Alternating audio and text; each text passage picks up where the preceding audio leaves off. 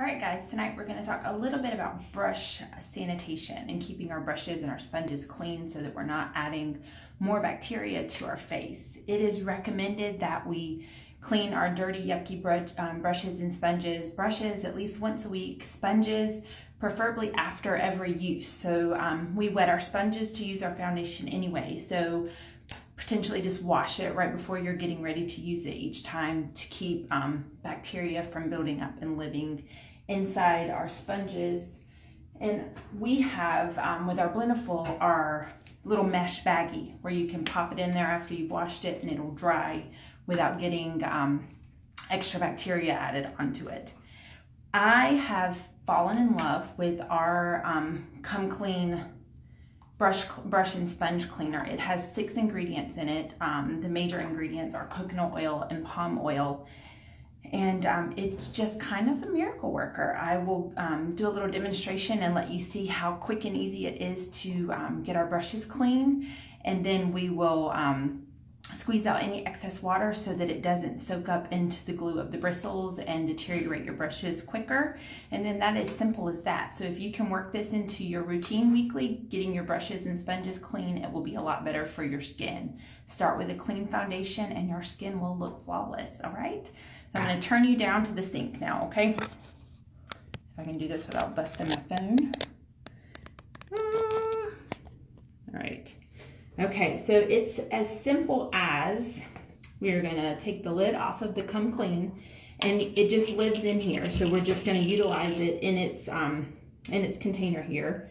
Turn on a little water and get your sponge sponge wet, and then we are going to just circle it in the Come Clean, and then take it and rub it onto our hands and see how the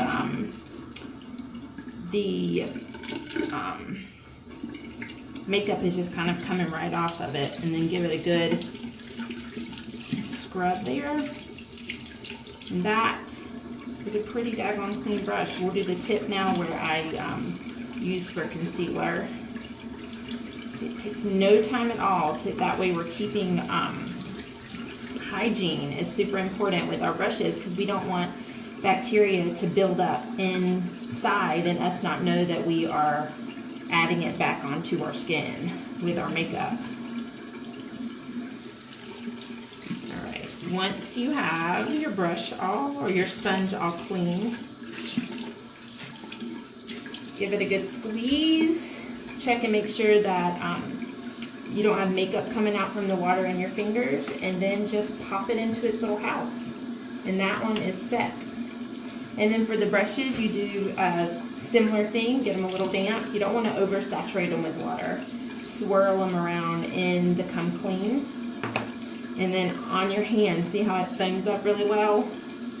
You want to massage it in there so you're getting down at the base of the bristles for any makeup that is made its way down there.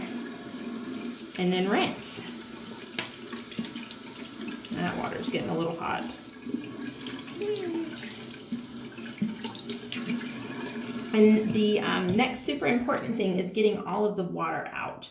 Because if you can imagine sticking a paper towel in a jar of water, the water goes up the paper towel. And it's the same thing with hair and bristles. It's going to travel up the brush into where the glue attaches it, and it'll just deteriorate your brushes quicker. So we want to get them super dry, and then you can reshape them. You can even take a towel and do a little circling action just to get the extra water off. Reshape them, and then just let them dry where they have continual flow of air. Don't set them where the air can't get to one side. Just let them dry where they have a continual flow of air. And that is that.